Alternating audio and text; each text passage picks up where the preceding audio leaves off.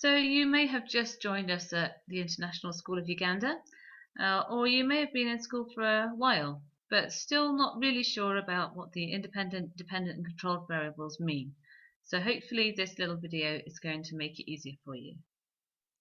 So let's imagine that we've got a student who is using a cannon to shoot a ball across a field.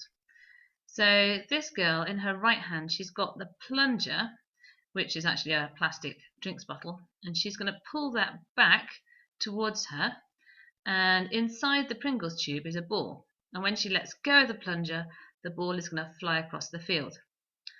Now she could do an experiment where she pulls the plunger back a little bit more each time, and then records how far the ball flies each time. So in this case, the things that she would be changing would be how much she pulls the plunger back. And this is the independent variable. And there must only be one of these in an experiment. She could measure how much the ball travels across the field. This is the dependent variable, and you need to remember to always give the units. So she's going to measure this in centimeters, and that's how she's going to measure how far the ball has traveled.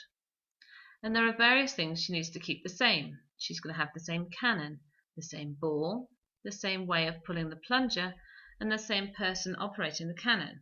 And these are controlled variables, and you need to make sure that you have lots of these. And can you imagine if you had changed a different ball each time you did it, and each time you pulled the plunger back? That wouldn't be a fair test. So you have to try and keep everything the same except the one thing that you are deliberately manipulating, and that is your independent variable. So when she's collected some data, she needs to record the data, and she should put it in a table like this.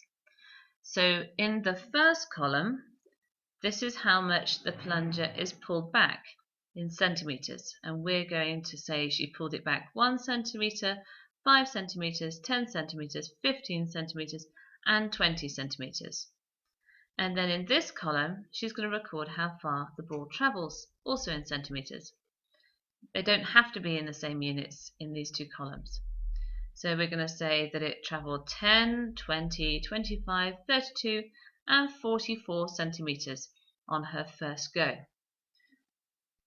You'll notice that this, in the first column, is the independent variable, and this is the dependent variable, and that's important. Whenever you draw a table, it should always have independent and the dependent variable in that order. Now what would be better is if she could actually not just do it once, but to do it 3 times, and these are called trials. Often people write it as trails. That means a walking track.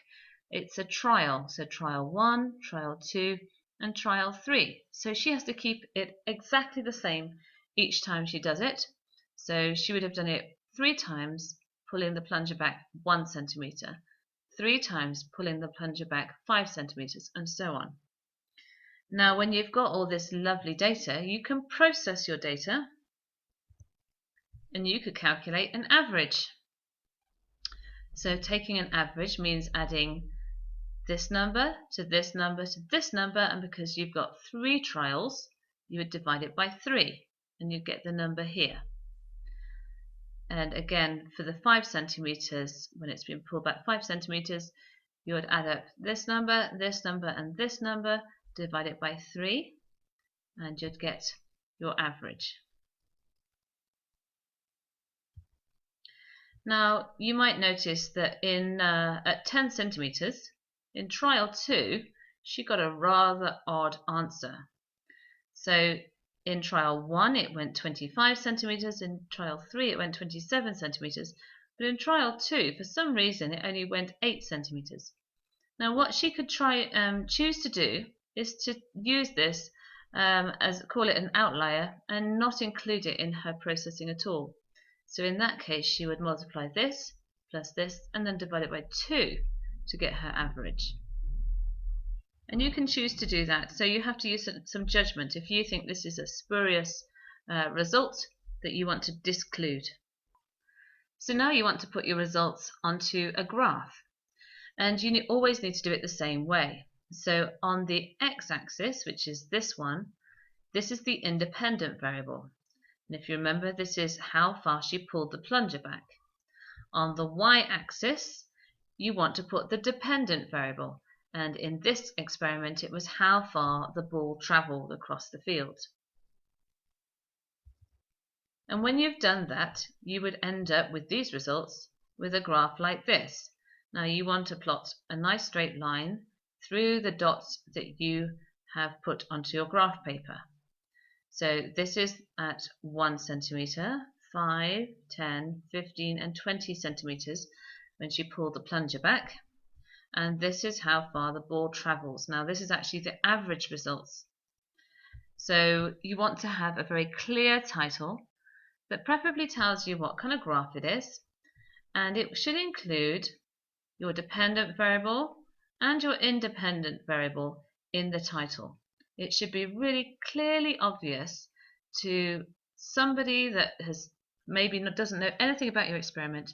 They should be able to understand it by looking at your graph title. I hope that's helpful to you. That's not everything there is to know about independent, dependent, and controlled variables, but it should help you somewhat in getting your lab report written up in an appropriate way.